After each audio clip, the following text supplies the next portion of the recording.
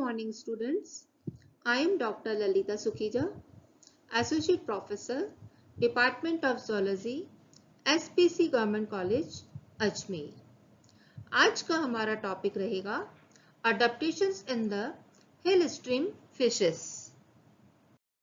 Definition: A number of fishes migrate from sluggish water of the lower stream to colonize in the torrential water of the upper stream. These migrations were chiefly in search of the food and the shelter from the predators. ऐसी fishes जो कि lower stream से अपर stream की तरफ migrate करती हैं और ये जो माइग्रेशन होता है ये फूड के लिए या अपने शिकार से बचने के लिए ये फिशेस अपर स्ट्रीम की तरफ माइग्रेट करती हैं और इस तरह से जब ये माइग्रेट कर वहां पर रहने लगते हैं या वहां चली जाती हैं तो वहां पर इन फिशेस में कई तरह के अडेप्टेशंस होते हैं ताकि ये आराम से वहां पर रह सकें और ऐसे फिशेस जो ऊपर की तरफ माइग्रेट कर जाती हैं इन फिशेस को हम हिल स्ट्रीम फिशेस कहते हैं। Environmental conditions of the hill stream. First is strength of water current. The water current in hill streams is generally very rapid and strong.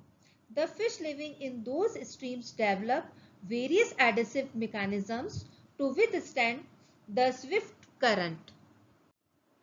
Next is light intensity. Water is clear and streams are shallow. As a result, bright and intense light is available throughout the day. ऐसे में जो fishes होती हैं वो या तो ऐसे तेज light के साथ रहती हैं या उनके साथ अपने आप को अडेप्ट कर लेती हैं या फिर वो चट्टानों और पत्थरों के नीचे अपने आप को छुपा लेती हैं। Next is dissolved oxygen.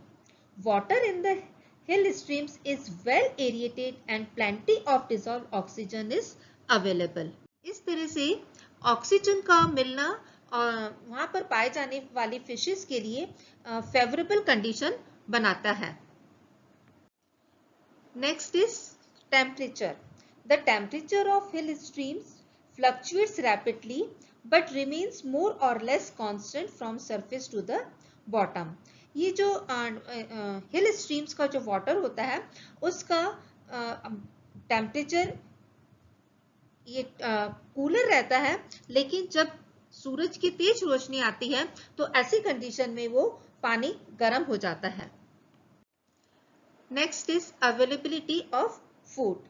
Plenty of food in the form of algae and insects is available in the hill streams. Plants cannot grow due to fast current of water. ऐसी कंडीशन में जो फिशेस होती हैं वो ज़्यादातर algae filaments के ऊपर depend होती हैं।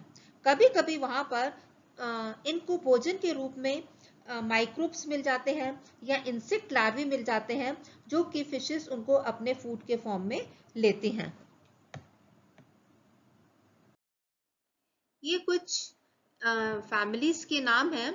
इन फैमिलीज में पाए जाने वाले जो फिशेस हैं ये फिशेस हिल स्ट्रीम पर पाई जाती हैं।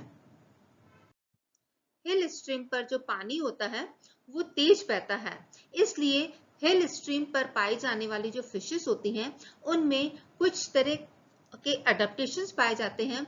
उन अडेप्टेशंस की वजह से वो फिशेस अपने आप को उस माहौल में उस जगह पर अडेप्ट करते हुए अपने अडेप्टेशंस के कारण वहां पे वो फिशेस रह सकती हैं। अलग अलग फिशेस में अलग अलग तरह के अडेप्टेशंस पाए जाते हैं। First is shape. Several hill stream fishes possess a dorso-ventrally flattened body.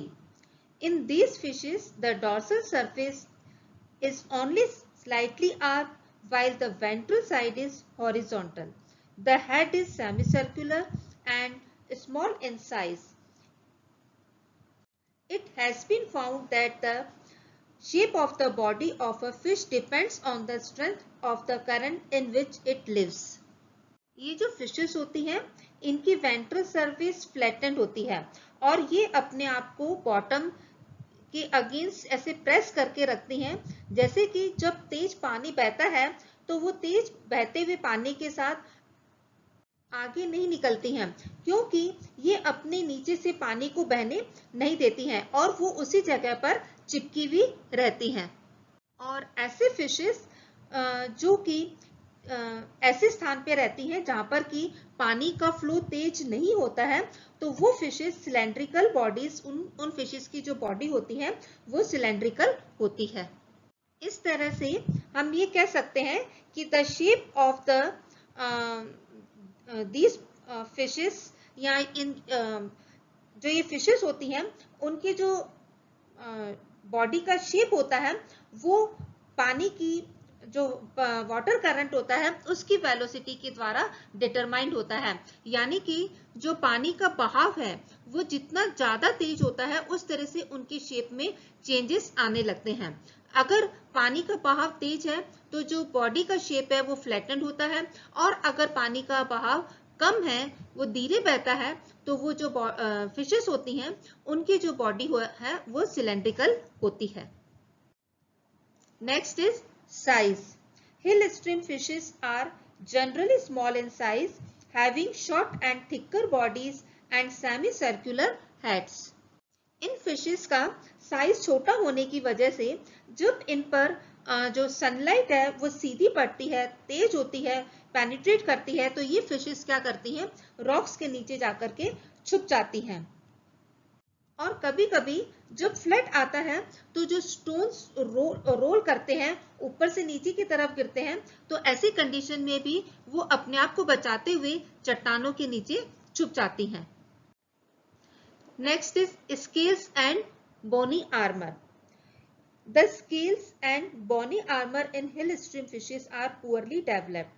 ये जो फिशेस होती हैं इनके वेंट्रल सरफेस पर जो स्केल्स होते हैं वो नहीं पाए जाते, और इस कारण ये जो फिशेस होती हैं वेंट्रल साइड से रॉकी रीजन पर, जो रॉकी बॉटम होता है वहां पर ये अपने आप को अटैच कर देती हैं, उससे वो चिपक जाती हैं।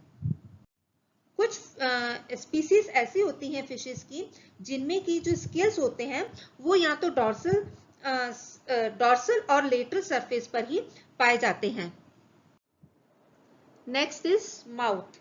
Mouth in hill stream fishes is usually shifted to the ventral side of the snout and is not a transverse opening at the anterior end.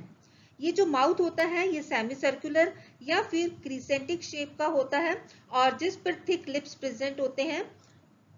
In fishes में जो जॉस होते हैं स्ट्रॉन्ग होते हैं, और जिनकी ये जो जॉस स्ट्रॉन्ग होते हैं जिनके हेल्प से ये स्टोन पर पाए जाने वाले एल्गल जो मटेरियल होता है उसको वहां से फूड लेने में ये स्ट्रॉन्ग जॉस इनको हेल्प करते हैं। Next is barbels. Barbels are reduced in length and are short and stumpy. They develop thick and fleshy base having tubercles. ये भी सरफेस से अटैचमेंट में या जो स्टोन्स होते हैं या जो रॉक्स होती हैं उनके साथ अटैचमेंट में हेल्प करते हैं। Next is ice. ये जो हिल स्ट्रीम फिशेस होती हैं इनमें आइस का जो साइज होता है छोटा होता है, and these are pushed towards the upper surface of the head where they lie close to each other. और ये जो फिश आइस का जो साइज छोटा होता है वो आइस छोटे होने की वजह से जो इन पर एक तरह से इनमें इस अडेप्टेशन इसलिए होता है ताकि जो इन पर तीखे सनलाइट पड़ती है उससे इनका बचाव हो सके, क्योंकि वो छोटी होती हैं। तो स्टूडेंट्स आज के लेक्चर में हमने देखा कि हिल स्ट्रीम फिशेस क्या होती हैं और उनमें क्या अडेप्टेशंस पाए जाते हैं। आज हमने जो अडेप्टेशंस पढ़े, आज हमने कुछ ही अडेप्टेशंस पढ़े हैं, बाकी और अडेप्टेशंस हम नेक्स्ट लेक्चर में पढ़ेंगे। Okay, thanks class.